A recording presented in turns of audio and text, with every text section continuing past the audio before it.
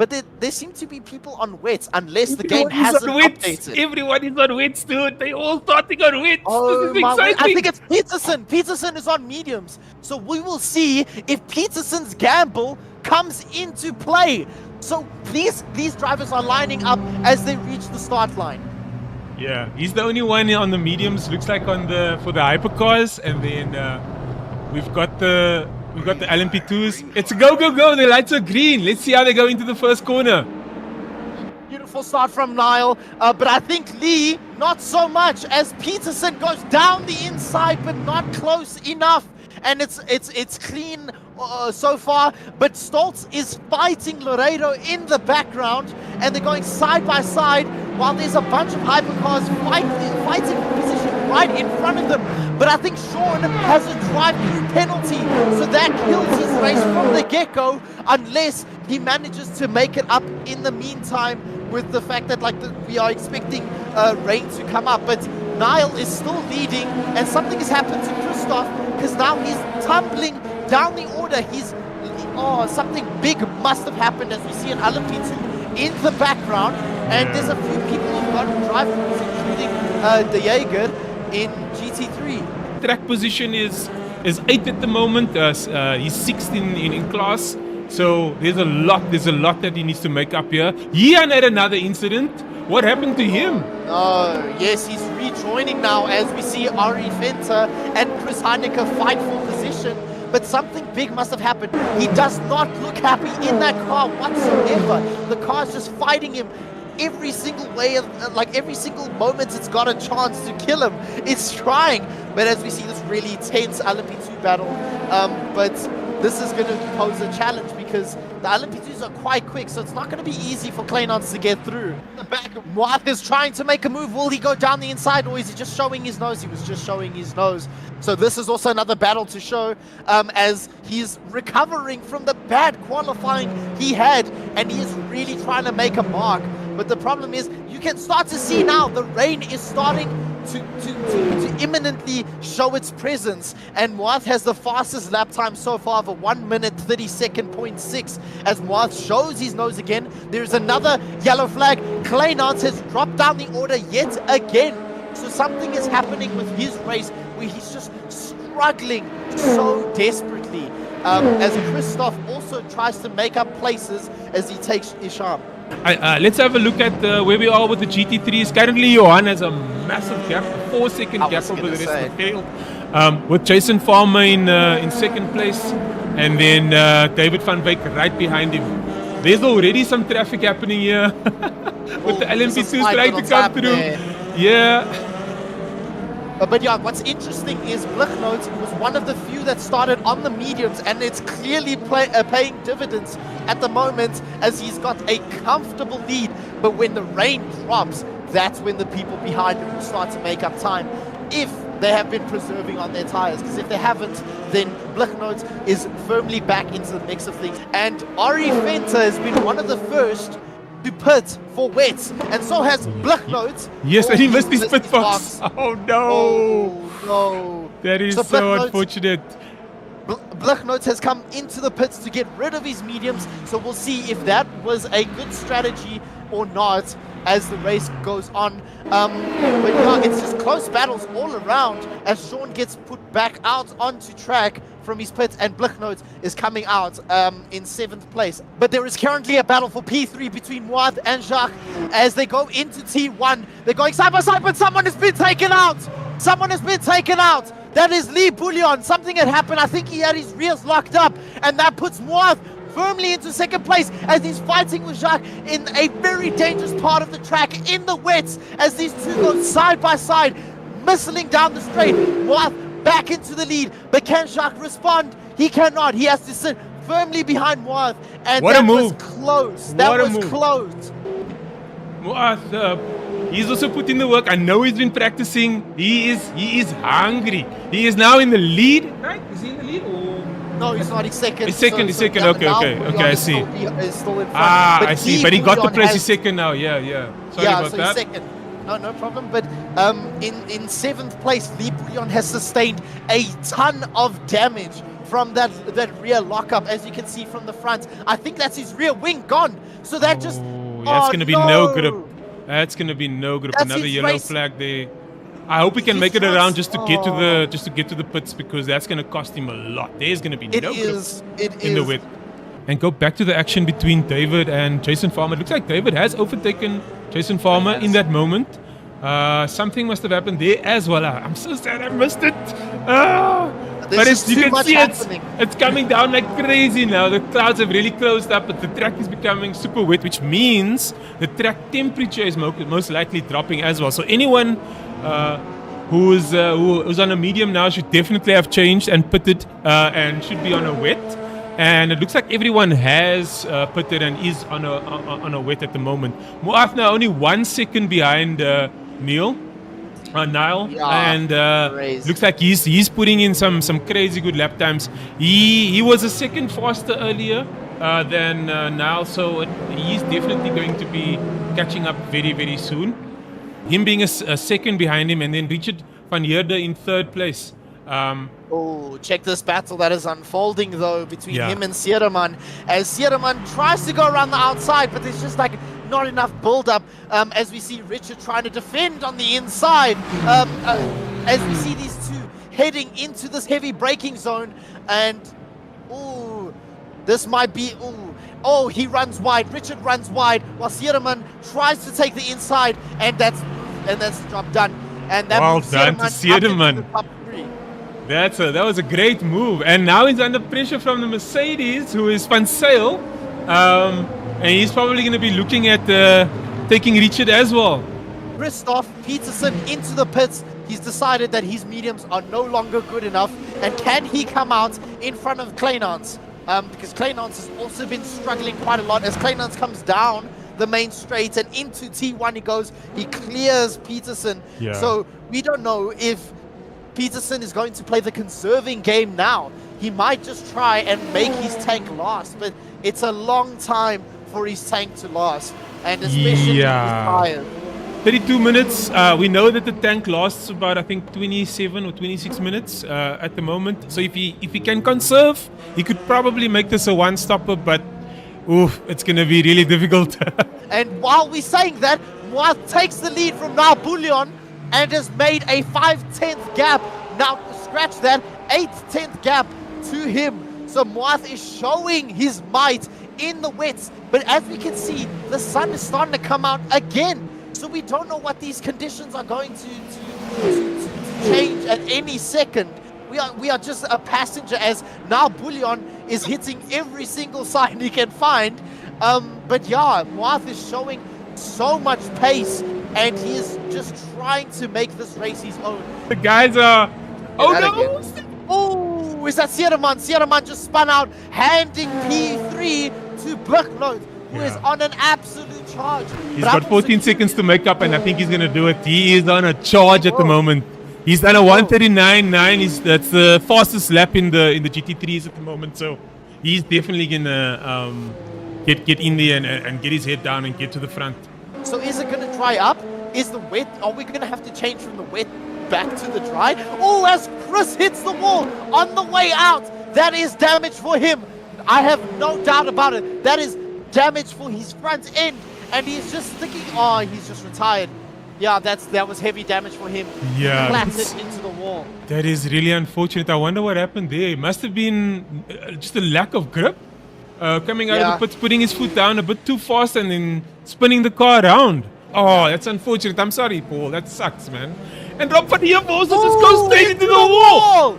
Into the wall. That is heavy damage. I'm going to go see if that's heavy damage. That is heavy damage to the front and rear. That is orange levels of damage. So that is going to hinder him big time. I think that was just a massive lockup. And absolutely. The track now very wet again. The sun has disappeared. The rain coming down even harder than before, it seems. He has made up so much ground. There was almost 10 seconds in 2 laps. And he's on Van Veek. He's on Van Veek, and he's less than 2 seconds away from the lead, and this is going to be a fight to watch. We know that these guys tend to fight quite hard, but also very, very honorably with one another, as we see now Bullion head into the pits, and Van der Heerde as well in the LMP2 class. So This is the battle to watch for P2 in the LMGT3 field as they head onto the main straight. He is staying within Van Veek's slipstream, trying to get as much performance as possible and less air resistance as he tries to head into T1. He looks down the inside, but I think he's just too far back to actually to even think of having a move down the inside. I thought for sure he would make a move there. Yeah, I think it was just too far back, and especially with how the GT3 brakes work, it's a bit of a gamble as now Bullion comes out of the pits but is held up by a GT3 of De Jager, and yeah, that's him into P3. Just keeps doing the same thing. Van Veek goes narrow, Blichnote goes wide at that exact corner, and I think they just caught up to Farmer. So Farmer was held up big time, or he had a big moment. So this is a three-way battle for the lead as Van Veek goes down the inside for the lead. He is fighting Jason Farmer as they go down this main straight, but Blichnote is finding the traction and makes it into P2. While Just so you know, that was Ulrich de Jager that he went past now, so that was a back marker that they were passing. Jason Farmer is still in the lead. He's about 1.4 seconds up the road, but brilliant move there by David to get past safely and then not allowing Johan to come past him. So managing the traffic nicely, managing the guy that's chasing him nicely as well as they go into their next lap. This first sector is so tricky on the wets, trying to be patient through these S's and then going onto the back straight, the second straight of the first sector. I thought that Blichnote would be able to cool down a little bit on Van Veek on the straights, but he's just been struggling. I think that Porsche just has really good exit speed. And the driver ahead of you, as Johan Blichnote now going on the outside. Hopefully he makes a move into the first turn. Let's see if he does. He's going to be too far back, but let's see if that Beamer has a little bit of horsepower that it can sacrifice. He's looking, he's looking, but I don't think it's going to be enough. It's too far back. It's going to be a follow the leader type scenario, but he closes in the braking zone as someone runs wide in the background, but he's really trying to keep up, and he actually gets quite a good exit, so we might see a potential fight for P2 down into this heavy braking zone, but it just doesn't seem like he can claw down that time on the straight. It's not enough. With all this water splashing on your windscreen, how do you actually judge the overtake? How are you able to then see, okay, now I need to make my move. How do I can take the space here because all you're seeing is spray. Apparently the spray here isn't as bad as in ACC, but it still does affect your driving. Who is that went wide there? Oh, ran wide. Is that Farmer? That might be Farmer. So that's Van Veek trying to fight for the lead as an LMP2 comes sweeping round Van Veek, and that is going to hinder his chances, but that might help Blichnote. We'll have to wait and see, but no, it's they're just managing the traffic. Yeah, it's just a lot of traffic. Oh my days. They have to manage each other, they have to manage the LMP2s, they have to manage the wet. There's so much going on here. We got Muad Musa in first place. He is 30 seconds ahead of Isham. In the background, there was a Toyota that went into the barrier. I don't know who that was. I don't know if that was Lee Bullion or if that was Niall Bullion. I don't think that was Niall Bullion. That might have been Lee, but I'm not too certain. But someone just went into the barrier. Yeah, absolutely. There's definitely something that we don't know here. Maybe the guys are thinking that they can conserve fuel and tires and actually make it to the end. That would be quite interesting to see as we see second place Sean Loureiro coming into the pits. So that looks like the pit. This is going to be the pit window. This is where everyone's going to come in. Let's watch Jason Farmer and see where he actually comes out. So yeah, I think some people are going to try go the extra mile. Definitely, I think so. As we see Sean Loureiro coming out in third place on the track, this probably will be the last pit stop. And like you said, they're going to try. Oh, he almost hit the wall. It was close. Blichnote and Van Veek as well into the pits they go, so that gives Sierman the lead to the LMGT3 class. So yeah, we're going to start seeing a massive shake-up. I think this is going to probably be the window as to when people are going to pit, to see Van Veek managing to get out ahead from Blichnote. Blichnote having quite a longish stop. Yeah. I wonder if he changed tires, but I mean, it's not. He didn't leave that far back, so he seems to be okay. Chris being in the box for a very, very long time. Oh, wow, I wonder if he's changing tires or maybe even fixing damage. So we still have 12 minutes left. if Stoltz doesn't make a mistake, he's in quite a comfortable position. But yeah, it's all about making it to the end now. And it's interesting because Moath and Isham have still not pitted yet. So they are still going quite long. And I'm now thinking, are they going to go for tires? Because at this rate, it's a very late call with the tires. So Blicknote is flashing his lights, trying to agitate Van Veek a little bit, maybe distract him a little bit so he can get just a little bit closer. He's probably getting very frustrated sitting behind him. But yeah, this has been one of the most intense battles of the race. Moath and Isham into the pits. They are double stacking for the Project Vapor team as the Alinar driver, Niall Bullion, is making his way. Do you think, he's going to take the lead from these two? But have they already done their stop? Because that was very quick from the looks of it. Yeah, I think that was just a fuel top up from what? That was very, very quick. And very quick, and this is coming out of the pits. Oh no, Moath is going to keep the lead. Oh, and now Bullion runs a little bit wide, but this is by narrow margins. We'll see, because I do think now Bullion has probably pitted for tires, but does that put him into the lead? No, it doesn't. It's a 2-second gap.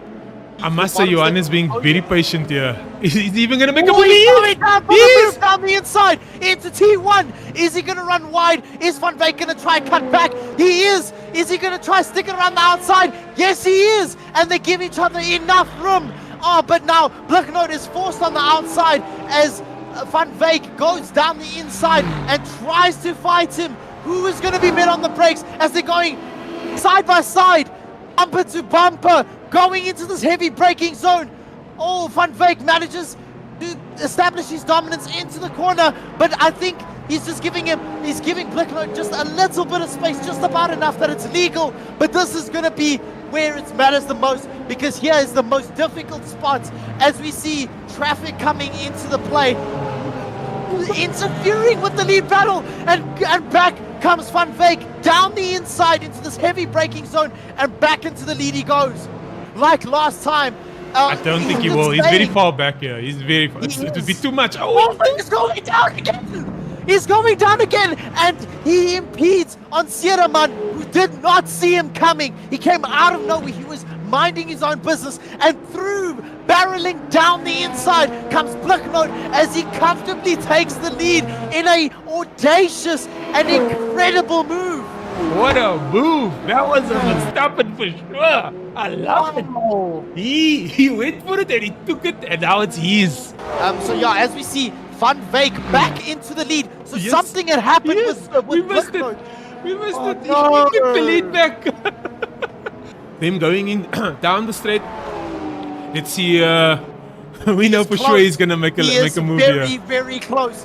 Almost a 10th. Less than a 10th now. Van Veek, is he going to defend down the inside? Is he going to let Blicknote go down the inside? Blicknote is going to do it for a third time. Third time's a charm as he goes down the inside. Keeps it nice and tidy, but runs a bit deep. But Van Veek, he has been doing this for the past 2 attempts, where he builds up that momentum, going down the straight, making sure that he keeps a line, that he can just stick with him. As we can see, we're starting to see how dry the track is becoming, because Blicknote is probably, his tires are starting to warm up now, and he's going trying to get some of that wet line. Yeah. And what's been happening here basically is similar to F1, right? These guys, you will get a nice run into turn 1, and then into that second straight, you might get a little bit of slipstream as well, and then try and get the move, make the move back into the second sector. Yeah, there's definitely not going to be enough space to make the move. There's a yellow flag on track. Oh, but he's going to get held up by this LMP2 unless the LMP2 backs out. But Blicknote runs wide. He has been compromised by that LMP2. So does this mean that Van Veek has another chance at the win? He is going, he's fighting, he's nailing for that win. He is just trying. He's trying to keep up, but as we can see, it's just really difficult at the stage where Blicknote seems to be the fastest driver at the moment. But is he going to try and pull a Blicknote on Blicknote going down the inside? Or will they give each other enough room? Will he be ran off the track like 2021 in F1? No, he keeps it there, but he's right ahead. He made the move stick, and now he's back into the lead. Can he keep it into this next braking zone? Right, so they are going. They are heading into the they're heading into the third sector. Muat is also on his last lap at the moment. I don't want to take eyes off of David, but I also want to give Muat his props as he finishes his last lap of the race. But yeah, there's a lot of action happening all over the track. Down the outside again, Blichno trying to get a better turn in so that he can just keep up with Van Wyk. And now I'm curious, will he make it to the end side by side with Van Wyk, or will he just miss out by a narrow margin? Oh, and he's trying, he's wrestling that BMW so hard right now as Moath comes across the finish line to finish in P1. But there is a battle for the lead for GT3 happening, and we can't take our eyes off that as we see traffic, faster traffic coming down the straight. But I think Van Wyk, in a spectacular fashion, wins the race for the GT3 class. I am out of my breath, and that's also Stoltz for the win in the LMP2 class. What an incredible drive. Race. What an epic race.